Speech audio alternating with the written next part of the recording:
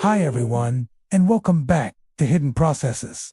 In our last exploration, we delved into Raga, the force of attachment that pulls us toward the things we desire. Today, we turn our attention to its counterpart, an equally powerful force that shapes our inner world, Desha. So, what exactly is Desha?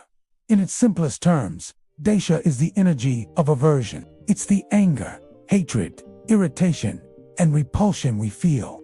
While Raga is the magnet pulling us closer to what we like, Desha is the force pushing us away from everything we dislike, everything that feels threatening or unpleasant. It's a fundamental reaction, an instinct to create distance between ourselves and what we perceive as negative. Think about the last time you felt it. It could have been a surge of anger when someone cut you off in traffic. It might have been that subtle irritation when your Wi-Fi suddenly dropped during an important call. Or maybe it was the sharp sting of rejection when someone said something unkind or critical.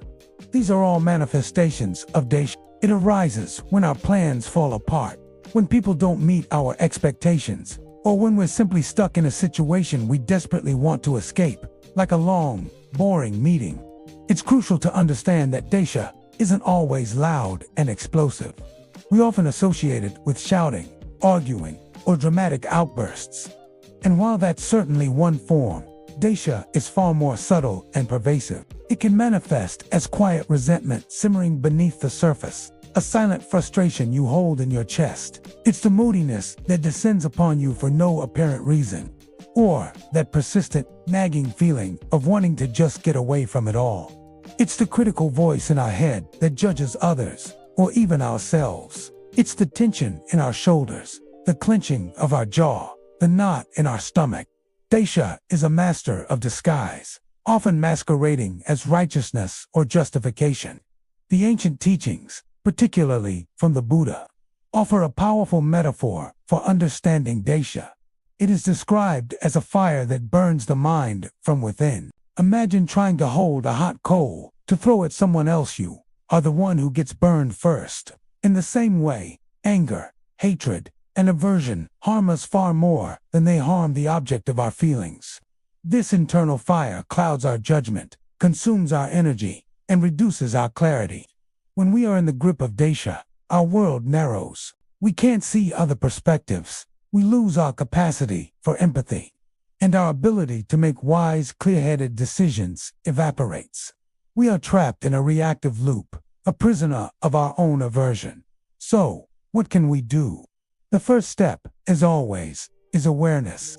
It's about learning to observe Desha without getting swept away by it. When you feel that familiar heat of irritation or anger rising, can you pause for just a moment? Can you notice it as a sensation in your body, a thought pattern in your mind?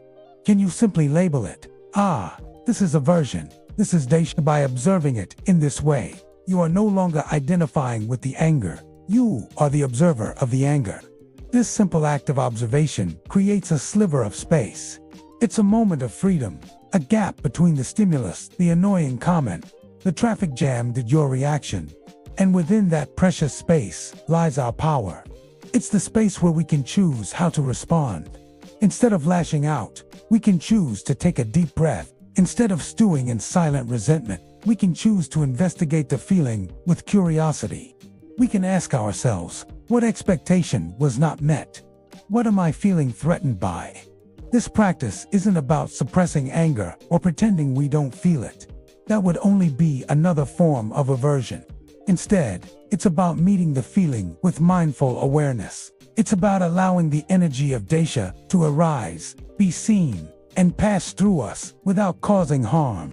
With practice, we find that the fire burns less intensely, and for a shorter duration, we begin to untangle the knots of reactivity and cultivate a more peaceful and resilient heart. We learn to respond to life's challenges not from a place of burnt-out emotion, but from a place of clarity, wisdom, and compassion. Thank you so much for joining me on this journey into the mind. In our next video, we will complete this trio by exploring Moha, the fog of confusion and delusion that veils our perception of reality. I look forward to seeing you then. Don't forget to like, subscribe, and share if you found this helpful.